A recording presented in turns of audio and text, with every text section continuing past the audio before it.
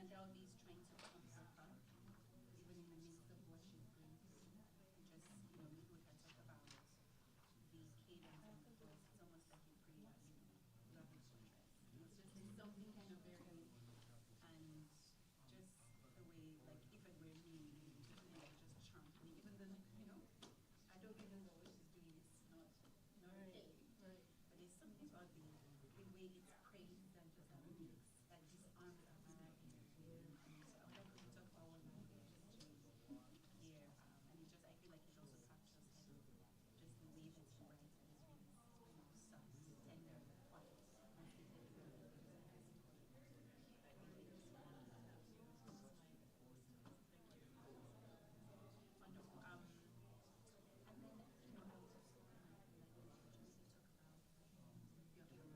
devotion.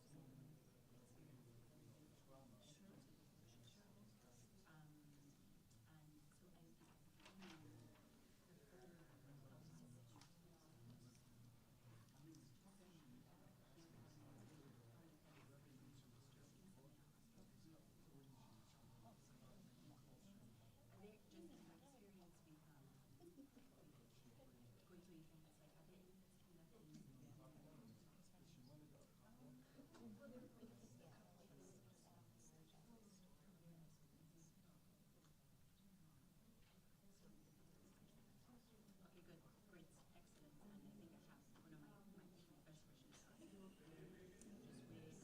are there any particular things okay, good, great, excellent.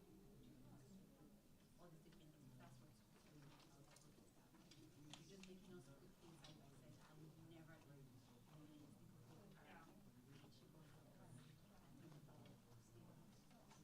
I would never learn because they are achievable and think about stable and about integrity. You're just sending us all over the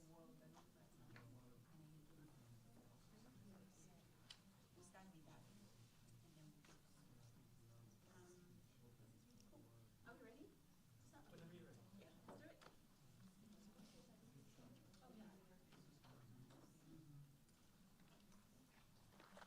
do it. Hello, everybody. It's so good to see you this afternoon. We know you have 1 million things you could be doing. You could also just be swiping videos on TikTok. But you are here to spend time with us, and we are really, really grateful. Of course, thank you to the fabulous team of the Wisconsin Book Festival that puts this event together. Yeah. So today, my name is Ainahi Eduro. I am a faculty member in the English department here at UW-Madison. I also have a tiny little appointment in the African Cultural Studies department as well. And today we have a very special author that I feel just so joyful that I get to talk to her, because this is a novel that I have been admiring from the distance since it came out in February. Yeah, so it's nice that we really get to spend time, and I have 1 million questions for you. So Julie Iromuanya, okay, she's a professor in the creative writing program at University of Chicago. Yeah, and this is not her first book. It's her second book. The first one was titled Mr. and Mrs. Doctor, and it won prizes. So we have here an award-winning author. And she's written just this really spectacular book that is heartbreaking, but also just beautifully human, and touches on so many things that I feel like every one of us here has experienced and can connect to.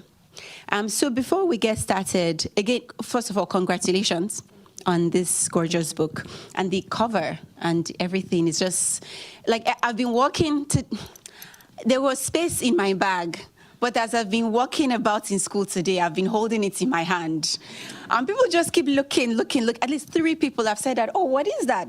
It's like a really catchy cover. Okay, so let's start by you kind of telling us what the book is about. I know it's novel and it's a fiction, but there's something I find kind of beautiful about when novelists articulate their work in this sort of oral fashion. So just like, what is this book? Hi, everyone. I'm Julie, and thank you so much. I'm really excited to be here. This is my first time at the Wisconsin Book Festival, so I'm happy to be here. So A Season of Light is about a family in crisis, and the crisis really begins as a result of the kidnapping of the schoolgirls by Boko Haram in Nigeria. The family, as a result of that, the family kind of falls into crisis. The family patriarch, who is a veteran of the Nigerian Civil War, remembers a past that he's kind of put behind him for a long time. And that's kind of where the story begins. And we watch what happens as the family unravels over the course of one summer. I can talk a little bit about sort of some of the different places the story came from. Yes, please do. Okay. So the story came from a few places. I've known for a long time that I wanted to write about the Nigerian Civil War, and I know a lot of Nigerians and Nigerian descendants have written about it. But for me, I remember growing up, and my father had scars. He had these scars on the backs of his thighs. And we knew as kids that these scars were from the war, that he had been shot, that he had been captive, he had been a prisoner of war for some time. These were stories that my mother told to us in whispers, but she didn't know the whole story. She said, I think this is what I heard, but I don't really know for sure. And the thing was, it was just that the war wasn't really talked about. So he kept a lot of that inside. He lost brothers in the war, many other family members as well. I heard little bits and pieces of stories from different family members over the years about the things that they went through during that time. But I didn't know a whole lot about it, and it wasn't something that he could talk about easily. And so for me, as a writer, one of the ways that I write is I write towards understanding. And so that was kind of like the basis of this idea of what happens when you have a family that has like this disconnection because of things that have happened, traumas that have happened in the past. So I was interested in that idea. I was interested in the idea of what it would be like because my mother was still a girl during the wartime, what that would have been like for her. And I kind of used my fiction writing as a space to imagine. So these are not exactly their stories, right? So I didn't, like a lot of my mother is the type that will read and say, that didn't happen, that didn't happen. And I'm like, Mom, it's fiction. So these are not their stories exactly, but I tried to imagine and basically fill in the spaces to better understand. And there are lots of different stories that I'm pulling together and thinking about, different kinds of stories that I learned about through my research. So this was kind of brewing in the back of my mind for a long time, filling in these scars, right, and trying to mend them through this act of creation. And then around, 2014, the kidnapping of the schoolgirls happened. And that for me was, I think, like, the pointed image of these girls' faces. They were so young. I had a niece who was about the same age as the girls. And so it was something that kept me up a lot at night, and I thought about it. And it was always on my mind. And just the understanding that these were girls who had been taken from their lives in a place, they were in school when this happened. And so the way the brain works, the way it creates, it's just all these pieces are going on in my mind at the same time. A lot of things were happening around that time, and so they all found their way into the story. Thank you. You said you write toward understanding. That's really powerful. And I think for those people who are not familiar with the Chibok girls, I think about 59 or 51 of them escaped. Mm-hmm. That night or in the next few days. And then I think 82 of them have been returned. Yeah. And about 108 of them are still, till today, since 2014. Nobody knows where they are. So it's a very tragic story, I think, and you can kind of feel the presence and the pull in your novel. So before we dig in, would you like to read a passage for us?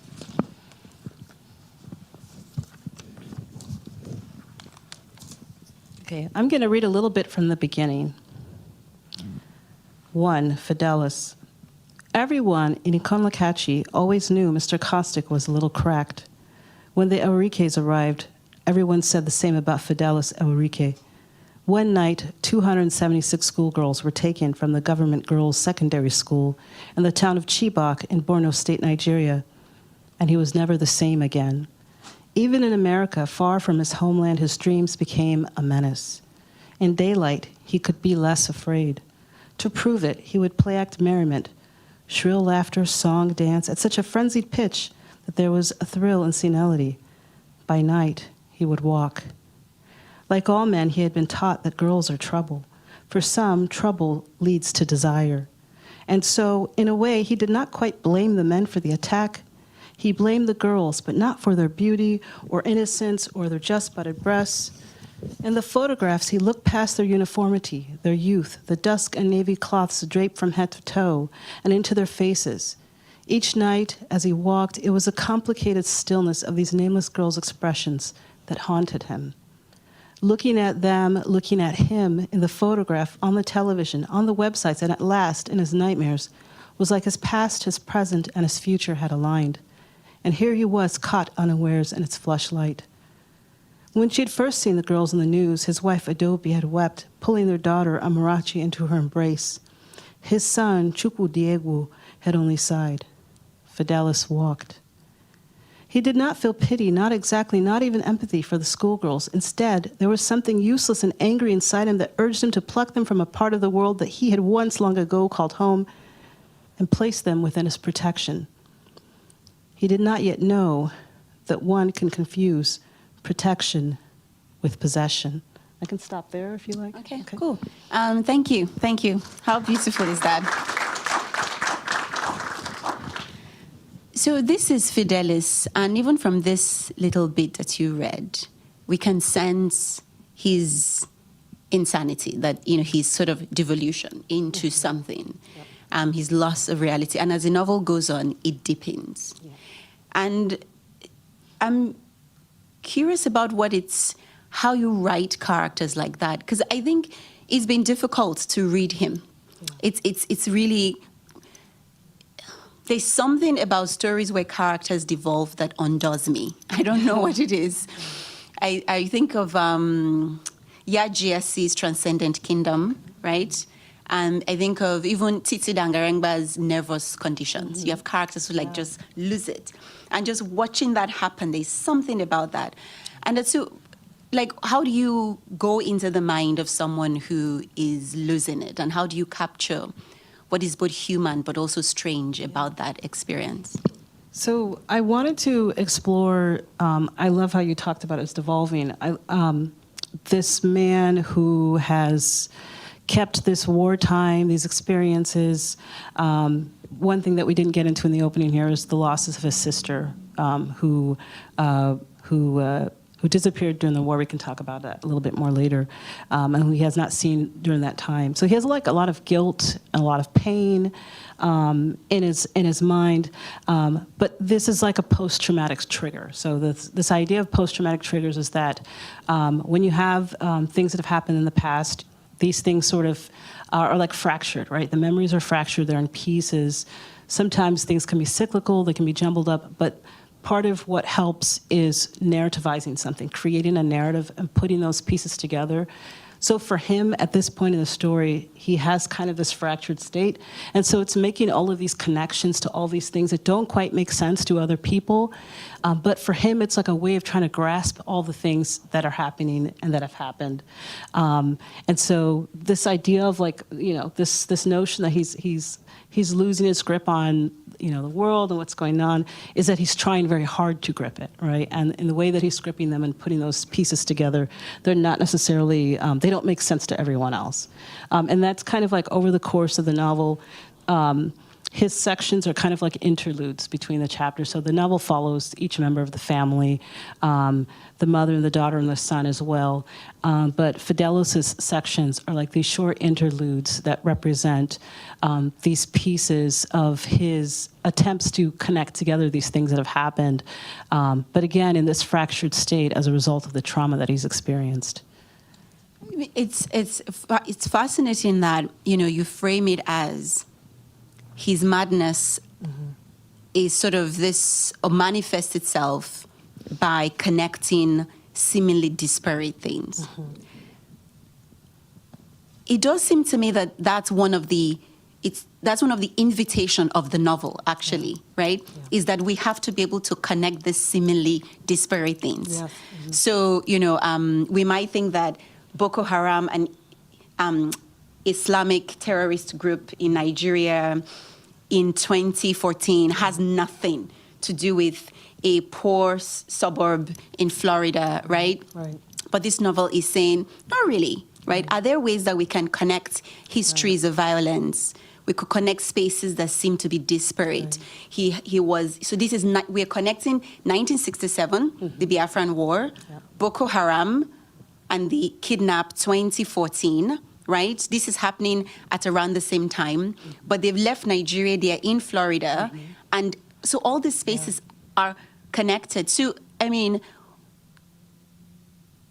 the novel is asking us to pull a lot together. What do you think is the power in being able to almost see like Fideli sees, where we can see things that seem to be connected, we can pull them together so we see violence and history and how it moves and works?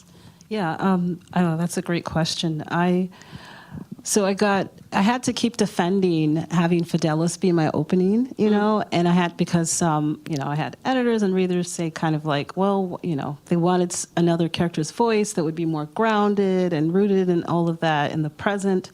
But I felt very strongly that kind of disorientation that he has in that opening is how I want you to enter the story, because I want you to feel the same way this family feels. They feel unguarded and they feel ungrounded. And then we kind of learn more about how they got there, right? Yeah. And all of those disparate pieces that come together to create this. But then part of the process of the story is their attempts to kind of draw those pieces together and create a new beginning for themselves. Which I think is particularly resonant for us today, where within the context of all what is happening in the US, right, we tend to see it as the US and other worlds. But this novel says, not really, right? Yeah. All these spaces are connected, and there's something about being able to think these violences, because one of the aspects that the novel is also trying to think about is state violence, right? Against young black kids, right? And so young black men. So that there's a way that it's asking us to make these connections. Yeah, state violence, absolutely. When so the book is set in Florida. It's a fictional town, but for a brief period of time, around that time period, I lived there when Trayvon Martin was killed, and that was something. And I remember at the very beginning of it, before it hit the national news, watching on the news and being like, "Whoa, what's going on?" And then I ended up leaving Florida, and then that's when the story kind of really hit the national news, and kind of following that case and like looking at how the family was affected, and then the social movements that resulted, that grew as a result of that. So those things were on my mind. The state-sponsored violence in Nigeria, something as well, and thinking about Black Lives Matter like in a global context too. So what does Black Lives Matter and policing mean in the U.S. versus what it means in Nigeria as it relates to SARS, which is the police there. So those things were on my mind, as well as like around that time period. This was like also the Ukraine. There's the conflict was beginning there, and we've got a lot going on right now, and so all of those pieces were coming together. And I really wanted this to feel like the story that was thinking about the condition of war as not just a local and specific thing, but about something that everywhere you are in the world, and often, everywhere you are in the world, there's this condition of war, and there are things that we share. When I should share this really quickly. One of the I didn't mention this earlier, but one of the things that stood out to me that kind of drew me to the story was. I had a friend that I used to work with in the summers in Hong Kong, and we would ride these like elevators up 30 floors. The buildings are really high in Hong Kong. And he's from Vietnam, his parents are from Vietnam and my parents from Nigeria. And we were in this elevator, and somehow we got into a conversation. We both realized we had fathers who were veterans of war and who had also been prisoners of war. And so, like, it was just kind of a moment, this somber moment between the two of us that we shared. And I was really interested in this idea about those kinds of experiences that are shared, those kinds of inheritances also, because one of the things that we both came to was that our fathers didn't talk about their experiences. We knew they had been through something, but that was just something that they didn't speak about. Oh, that's powerful. Thank you. Thank you for sharing that. Yeah, so the ways that these experiences can just cut through the differences that we might perceive amongst ourselves and see that we are connected in all these profound ways, in the ways that we are exposed to certain kinds of inheritances. Exactly, yeah. I really like that. And then you guys are Vietnam, Nigerian, in Hong Kong. Like just how these spaces are way more connected than we think that they are. And let me just say also, and I just think it was just like to have, I don't know that we would have had them if we didn't have that moment in that elevator that's going up 30, where we just have to talk, because we were friends, we would chat at lunch and things like that. But to fall into that conversation, I think it was just like a special moment that, you know, that I was able to have, you know, to draw from that. That's great. Yeah. Okay, so this is also a family story. And so there's this line that just, I mean, every family has its secrets. You know, like we all do, every one of us in this room. I don't care how normative you think your family is. There is something, you know? Every family has its secret. Adobe's was that her husband was going mad. So I want to kind of talk about their relationship. Because, okay, so by now, at some point, and this is not giving the story away, Fidelis, when he's gripped by this fear, this just, what might appear at the beginning as this irrational fear, and essentially imprisons his daughter in her bedroom. And she can't go anywhere. He feeds her. She has a bucket where she goes to the bathroom. Like, it's like a really crazy situation. But the mother, Adobe, right? It's fascinating the way you like just ease the reader into her role. What does it mean to be the mother of a child that is being treated like this, and the wife of a husband that is doing this? So that connection between the intimacy she feels with her husband, the love for her daughter, but the social pressure of, once she says, I think the way you explore Adobe as a character is amazing, because at the beginning, I just couldn't stand her. I was like, darling, there is no excuse. What? I will call the police like this, that my husband has lost his mind. But then as you begin to read, it begins a little less simple, right? So I don't know, let's talk about her, right? The types of pressures that you think is informing her decisions. So Adobe was also, so I mentioned earlier, Adobe was a child of the war. So, you know, she has had her own, she obviously didn't fight during the war, but she had her own experiences of the war. And so in some ways, those things inform the deep connection that she has to Fidelis, right? That they've been able, so during the war, you know, before the time they fall in love, and then they're separated by the war, and then they're reunited after the war. And there's a lot that's been lost, right, as a result of the war. So there is, I think, this connection, this very deep connection and hold, and this desire to protect him that she has. And absolutely, she is caught between her husband and her daughter, because in some ways she's in denial, right? She really feels this thing will blow over. She also wants to keep up appearances. So she's worried about how she'll be seen in her social circle if people find out that this is what's going on in her household. So there's some degree of attempting to protect Fidelis, hoping this thing that in doing so, they can make it through this. And then on the other side of it is her desire to like placate her daughter and to calm her down. And to kind of, in some ways, normalize the situation for her, right? Because don't worry, this is just going to pass. She has a lot of like deeply entrenched views about men and women's roles. And so she believes very deeply that, you know, oh, this is like a kind of passion that men have, right, to restore order. And so she has these kinds of ways. She was actually a really fun character to write because she's so different from me. But She's like, let me be clear to you. I'm not like that. So there is definitely, and part of this is I wanted to like make her and her daughter very different, right? Her daughter is, she's very young. She's a teenager. She grew up in the U.S. And the mother and daughter actually have a very tense relationship historically, right? So the daughter and the father are the ones who have the close relationship, and the mother really dotes on her son. But when this happens, there's like a shift, and the mother and the daughter are kind of forced to ally with each other in some ways. And so, I think that's one of the things I enjoy in writing is turning relationships in certain ways and kind of putting different kinds of pressures on those relationships. And so that's kind of what happens between the two of them. And so in some ways, the mother is trying to comfort her daughter to help her through this. And in other ways, she's trying to kind of placate her. But at the same time, she's really not sure about what's going on with her husband and how deep this will go, Yeah. As someone, she says, she really wants to keep the family whole. Mm-hmm. So she has this idea that, you don't break up a family. I can't take him to the police. It will embarrass him.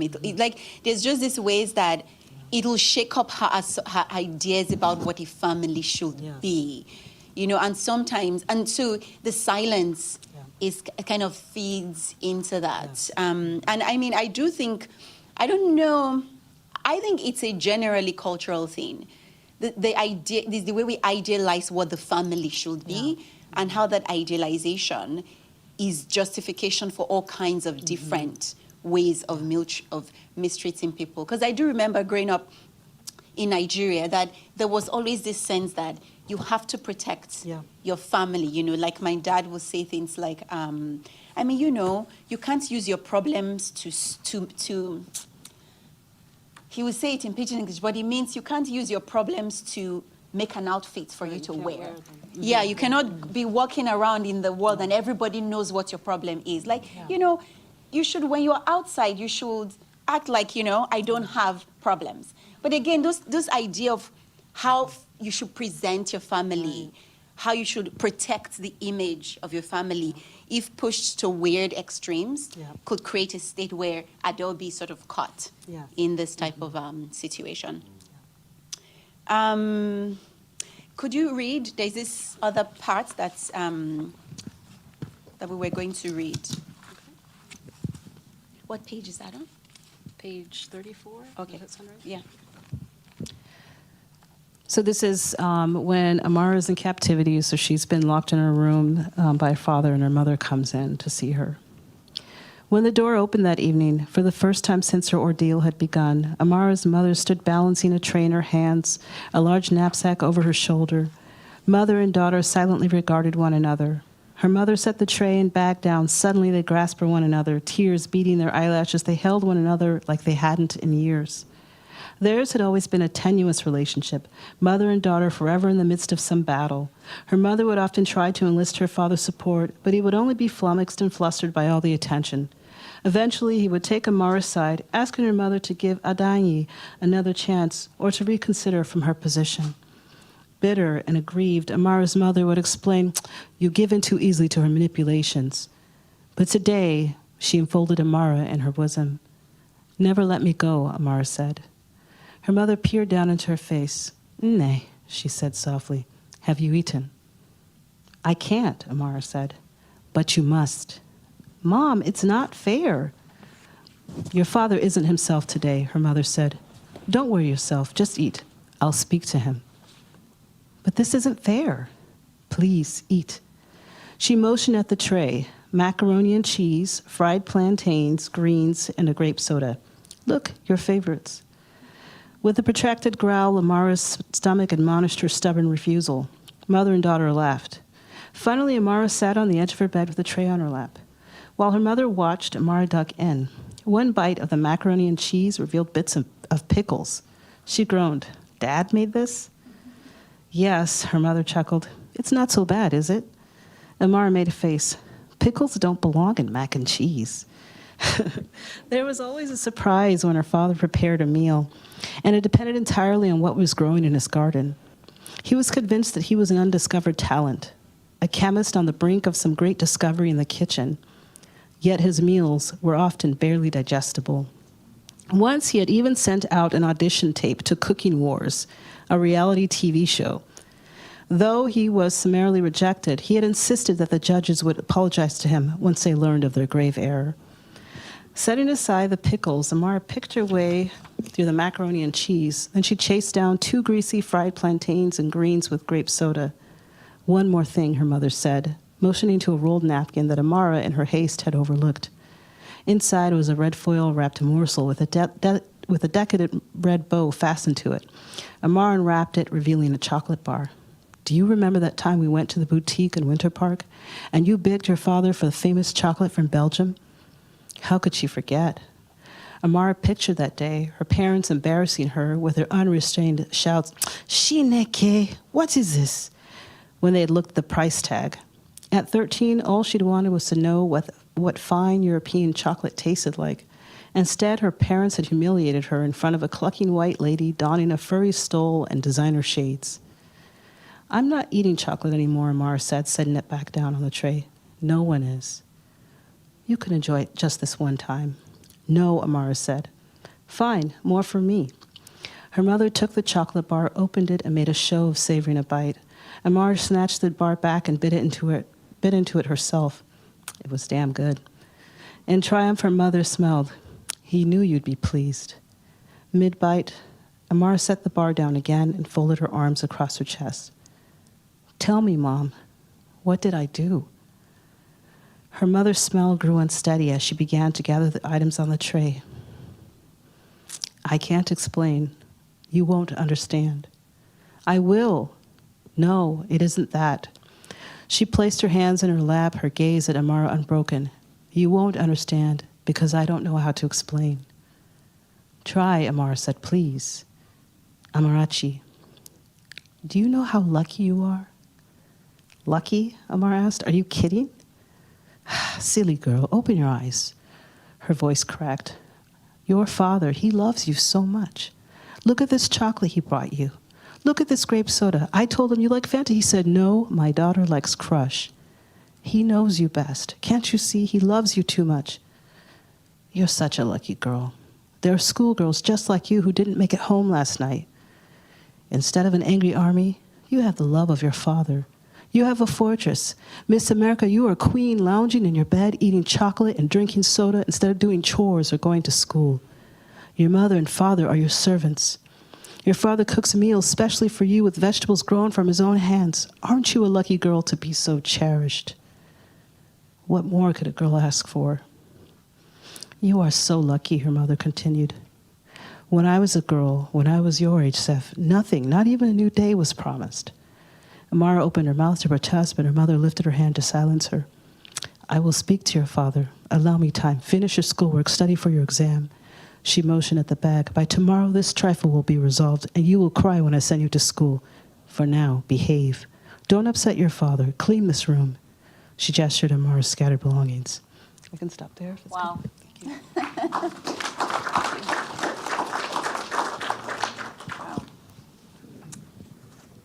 It's so, I think, seeing this tender moment between her, it's even the more heartbreaking to know that it's in such a traumatic and violent circumstance. Yeah. But I mean, at the beginning, you said her mother peered down into her face. Nne. I don't think many people in the room probably don't know what nne is. And then also the very specific expression of tenderness. I feel like there's something very deeply Nigerian about this moment. The food, the cuddling, the sort of disarming. Can you maybe talk to us a bit more about what is happening in this scene? Sure. So just to address nne, there's two. So one way is just mother. Nne means mother. But in the way that her mother is using it here, it's like a term of affection or endearment for a daughter. And so when she's saying it to her daughter, it's like she's drawing her in closer through language. The food, I think, is a really, really important piece of this because, well, one, it's, the father is the one who prepares the meal. And it really is mostly like traditionally the woman's domain to cook, right? To prepare meals for the family.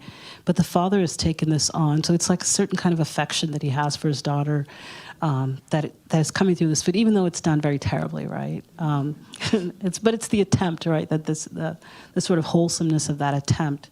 And I think for the mother, it's like she's switching through all these different channels because on the one hand, she's kind of between the two of them, right? On the one hand, she's seen all of these very tender ways that her husband is attempting to kind of grip his daughter in his protection. And in that earlier section I read, where it can confuse protection with possession, it's in that gripping that he's holding her too tight, right?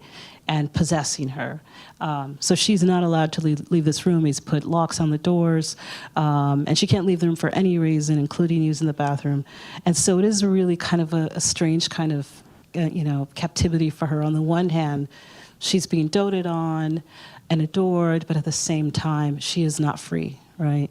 And her mother, part of this is also her, in this scene, another layer of the scene is what the mother is remembering of her own time during the war.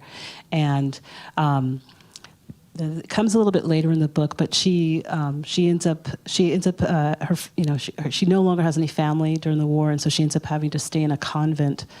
And there's like a coldness and a condescension in the way that she's treated in that place. And so in this point of connection with her daughter, there's another layer of her own memory around her own experiences during the war. And so I do think in some ways she is trying to comfort her daughter, but it's at the same time, I feel a very triggering sort of moment for her too, Yeah, that is true. So just that the language in there is Igbo. Mm-hmm. And Igbo in Nigeria is the third largest ethnic group. And just to give you an idea, Nigeria has about 200 million people. So if you're the third largest ethnic group, you imagine how massive that is in the eastern part of the country. And so, but this and this is something that I think is a very specific kind of Nigerian, or I don't know if it's like a broader African. There are some Africans in the room, whether this is familiar, where the parents show endearment to the child by calling the child mother or father, right? It's a very special, deep source of connection. My mother, she doesn't say it every time, but there are moments when she will call me, refer to me as mother. It's a very special kind of powerful connection with the parents. So she's evoking all of that, and she's using food. So I don't know about you. Maybe we can talk about family dynamics a little bit. I am sixth of 7 children. Okay. So when you come from a family that big, you really don't have a relationship with your parents because they're just like up there, and before them they're like all these siblings. So you're closer. I was closer to my siblings than my parents. But the moments that I remember vividly where my father looks at me and expresses affection has to do with food. When he'll be like, come eat. There's just something I would just melt, come eat. Or when he's eating and I'm around, he'll have like leftovers for me and say, oh, eat this. And I'll be so happy, But so there's something just so beautifully layered and rich about the way that affection is being expressed here between parents that you capture so beautifully. That I feel like any African reading this is going to be able to read all the subtext of what is happening here. It's gorgeous.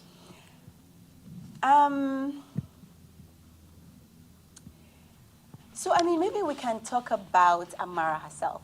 I feel like this is sort of this is her story in a way. And I'm still kind of honestly, like I go back to that first moment, when the light switched in her father's head, right? Where he sees her, sees her through the cracks of the door, right? Yeah, I can read. Okay, yes, let's go to that section.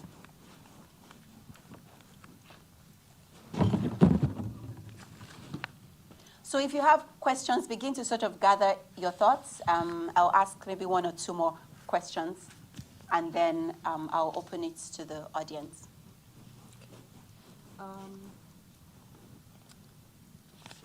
So I guess I can talk just for a moment about, when Fidelis sees the Chibok schoolgirls, he draws two recognitions from that. One is his sister, Ogochi, who was taken during the Biafra. Oh, I'm sorry, I wasn't speaking to the mic. Okay, so so there are two recognitions that Fidelis has when he sees the Chibok schoolgirls. One is his sister Ogochi, who was airlifted out of Nigeria during the Biafra airlift, which was all of these different aid agencies that came into Nigeria there was a blockade during the war, and so his sister was among the starving, and she was taken out. She's never been returned, so nobody knows what happened to her. And this is a piece of research that I found out as I was researching for this book. So he sees Ogochi, and then he also sees his daughter, Ogochi, and his daughter resembles Ogochi. So I'll start a little bit here. Perhaps it was all for his sister, Ogochi, she, a child, having slipped from his grasp when he, a boy, was off doing man things. War belonged to men, but he had been just a child then. Wasn't it a privilege in a way to arm and flatter boys instead of men speak of the great feats their might could achieve, boys with their hardy and infinite innocence? Now he was only a man of holes. He had grown old overnight.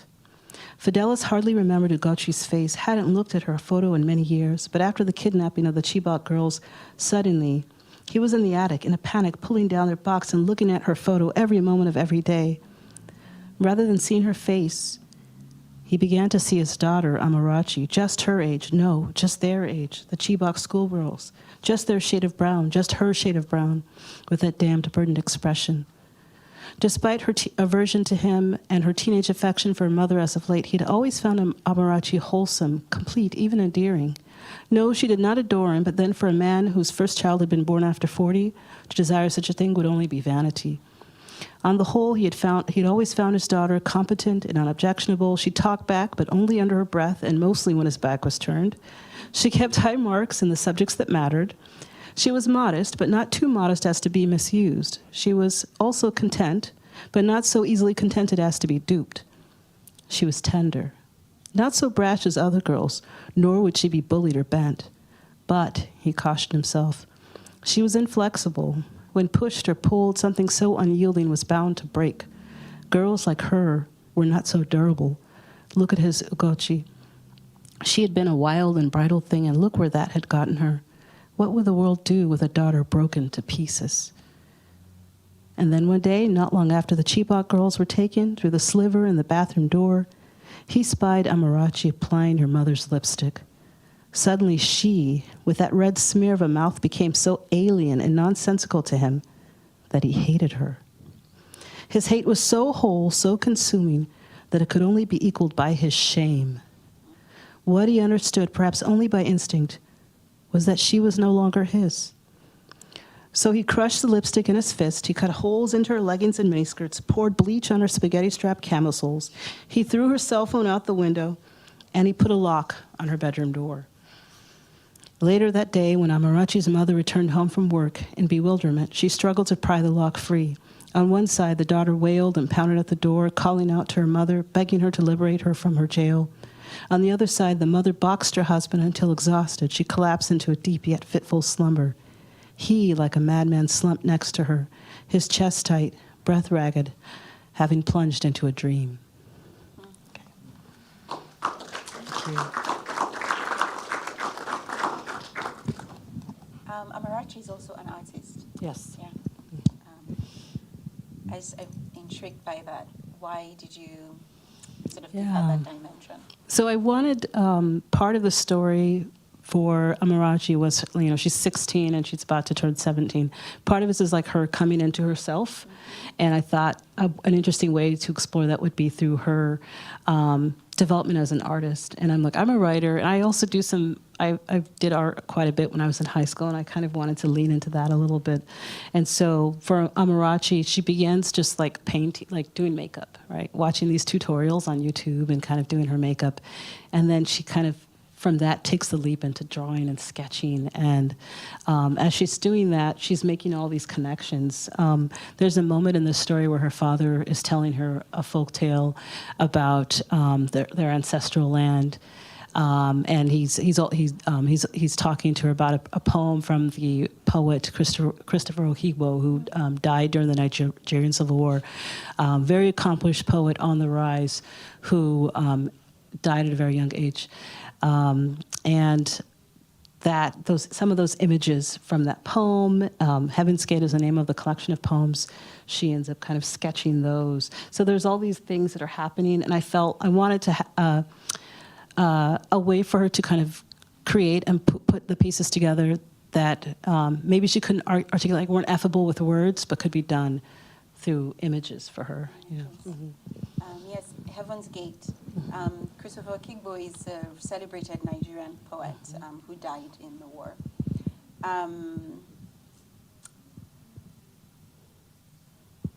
So, it's interesting that you mentioned folktale. There are moments in the story, like when Adobe is talking about this dream she had, about stolen girls. Yeah. There are parts of this story that reads folktale-ishly, yeah. right? And you're weaving all these oral story elements into this, the narrative. So I don't know, I would like us to talk about like just form. This is one could say it's an immigrant story, but it's also a war story. Right. There's historical fiction sort of stuck in there. Yeah. You're playing with a lot of different things here. So just as you're writing this, what kind of went into figuring out how you wanted to kind of architect the narrative? Yeah, so with all of the characters in the book, I tried to, there's like this elusive, like ineffable part, the things that they can't say out loud, right?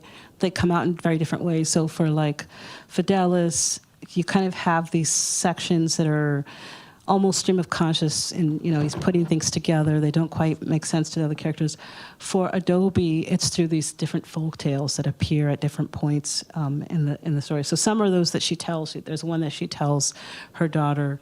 And then there are others that just happen, like, that kind of build on. There's some, like, I wanted to kind of take some older folk tales and then kind of merge them through her lens. And then, like, certain kinds of images, like there's an image of an elephant giving birth, and the elephant gives birth. And if you've ever seen these videos, it's quite beautiful. They have the ceremony around the elephants will kind of circle and protect the young, and they have this entire parade. It's very beautiful. But the elephant gives birth to a human, right? So there are all these kinds of moments where Adobe is kind of putting pieces together. And then she has this kind of strange connection with a preacher, and that she becomes sort of drawn into his world and an attempt to access some of the power that she believes that he might have. So she has a very different kind of access, I would say, like kind of different access to this kind of inner spiritual world that from some of the other characters. Yeah, I think that's spot on. And just so everybody, Amaram, Adobe, Fidelis, Chooks. We've not even talked about Chook, the son, but like each character sort of takes you into a different way of seeing the world, and that I felt like that's why the novel just had me, right? Because with the moment we moved into a character, you knew that, okay, this is going to be a slightly break from this person's way of thinking, and we are going to sort of see the world differently. My last question for you before we turn it to the audience is, this story, it just is very, I want to put this question well, right? What was it like writing a story as somebody who is like a diaspora Nigerian? What was it like writing this story where you had to do this really powerful world building around Nigerian worlds? How did you kind of navigate? Did you do research? Did you speak with your parents? Like, what was the world building like for you? Yeah, no, that's great. I did all of those things.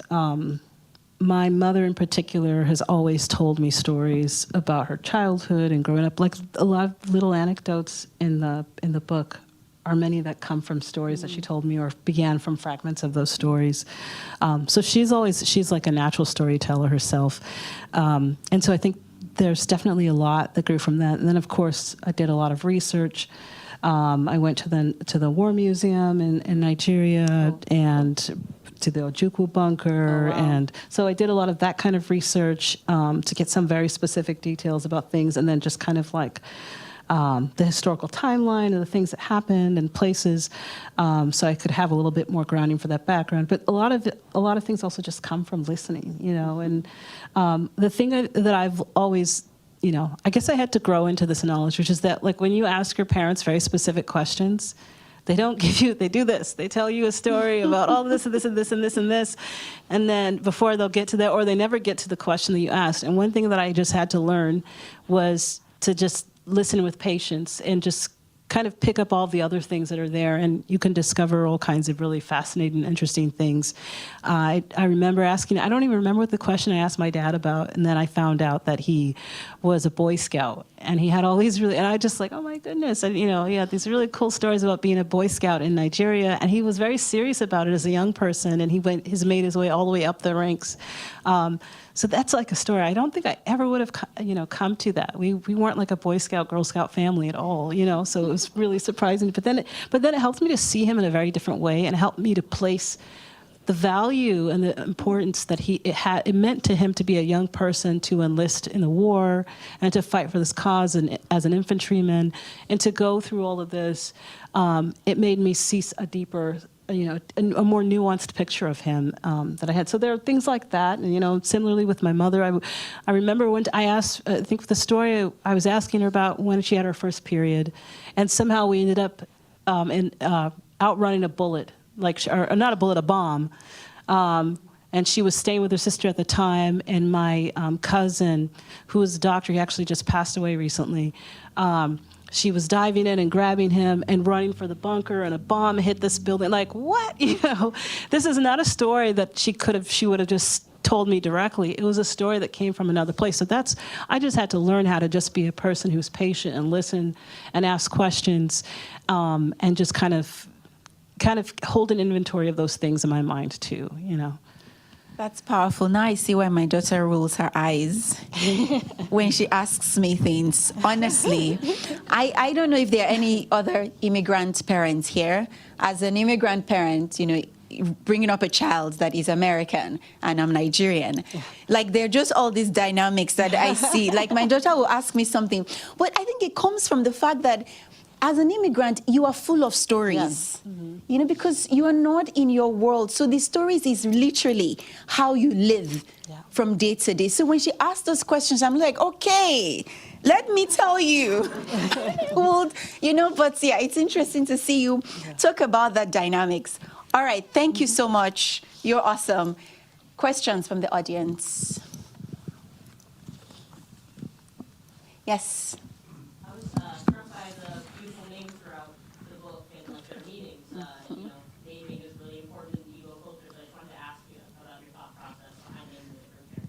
So it was incredibly difficult. It's one of the hard. I don't know why it's so hard for me to come up with these things. And like some of the characters' names kept changing too over success. I wrote this book for like 10 years, so their names kept changing, and there are sometimes like really pragmatic reasons why a name might change. So like for example, the son's name is Chukwudiegwu, but his nickname, you know, his family calls him Chooks or Chook. But he goes by Chuck, right? Because that's like his Americanized version that he wants everyone to call him that. And when I first wrote it, he was Chidiegwu, right? Which is another version similar to that. But then I liked the idea of him having an American way of saying his name because it said something about his like earnest attempts to assimilate, and how Chuck just didn't fit right. It didn't sit right on him, even though that's what he was kind of attempting to do. And so there's like that kind of shift in his name. Some of the other names of characters were names that family members named them in, so in Igbo culture, a lot of the time, names are really important for like marking things. They can mark prayers or blessings, or they can mark something that's happened in time. And so for Amarachi, she has been, the family's had a succession of miscarriages, losses, and so when they see it as like a moment of grace, and a path forward, and so she's named in that way. So there's What does Amarachi mean? Amarachi, so like God's grace. Okay. Yeah, so she's like a pathway for this family after all these things. And for the mother in particular, she has this feeling that, this is often the case, like where people feel like if a series of bad things are happening, they feel either they've been cursed in some way, right? Like someone has done juju on them, or they have offended or wronged God in some way, right? And so there's sort of like a punishment for it. And so the mother has felt that way for a very long time. And so when she's able to have a child, her first child, Amarachi, then it's like a moment of grace for her. And Adobe means, So it's like the heart, daughter's heart. okay, the daughter's heart. Adaobi. Adobe, okay. Yeah, thank you. Thank you for that question. Yes? Julia, thank you so much for coming. Thank you. I'm really interested in the story taking place in the South. There seems to be a lineage of African stories taking place in the Latin America. Oh. You brought up Hamlet and Kingdom, but I'm also thinking of an inverse of that. It's not black, but it's like Barbara Kingsolver's The Poison with Bible, which is like a white Christian family, but they are in Africa. There's this like, there seems to be like a third space, like Black South being a third space that controls this kind of rupture, like as you can go into, even though that it's set in Florida, we seem to be stuck in people's past and people's Yeah. lives, and so I wanted to ask about that, like why set it in Florida? Yeah. So I was really thinking of the landscape of Florida, and in particular, like, so I went to college in Florida, and then I moved back and taught there for a bit. In this particular, so it is a fictional town that they're in, but it's Ikonlakachi, like there is an Ikonlakachi River, so I named the town after that. But one of the things a memory that I always had was a smell of burning. Every year, there's like certain times of the year when you would smell this burning, and it was because there were these fires. Every year they were clearing out the brush. So they'd have these control fires, right, in these forests. And so I thought that was an interesting kind of conceit, this notion of this clearing that was being done periodically at a certain time of the year. And the clearing was meant to, like, you do this so that the land can be able to, like, replenish itself and grow, right? And if you don't do that, then things aren't able to grow. So I was interested in that idea of these fires, fires being this very destructive and corrosive thing, but at the same time, it's a very like beautiful thing too. And so it connected to me to this larger, like, in terms of Igbo cosmology, the ways in which light revealing things, darkness concealing things. Like, so there's some deeper cosmological notions around that I was interested in, and like this idea of chaos. So it's the Ekwensu, the chaotic figure. The idea behind this chaos is that it's like the precursor to creation, right? So the Eke, the creation matrix. So I was interested in those concepts around the physical space, and I thought that this kind of landscape, where this burning and then rebirth and replenishing and regrowth, could be a place for this family to be, like the danger of the fire, but also the beauty on the other side of that danger, which is kind of mirroring what's happening within this family. Thank you. We can take. Yes, please.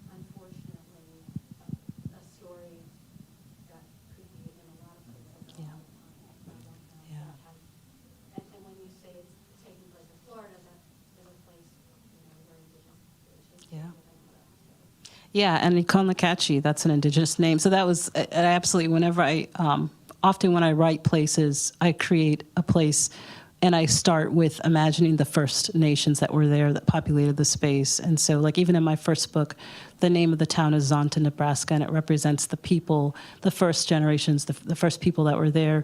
And then I kind of think about these populations that come almost as like layers. So there are these remnants that exist, you know, different kinds of knowledge, sometimes different pieces of artifacts that are left behind from different kinds of people that have settled in this place. And so that's kind of where I see, so the indigenous first peoples that are there, different settlers, immigrants, all of those peoples leaving different kinds of remnants in those places. And so all of those pieces like create, I think, a really interesting kind of like a nuanced, I don't know, like when you think about a soil having so many layers to it, right? And all of these pieces nourishing what grows out of it in some way. So I absolutely thought a lot about them, and I think about it in everything that I do, in everything that I write, absolutely. That's powerful. Thank you very much. We are right on the clock. Thank you.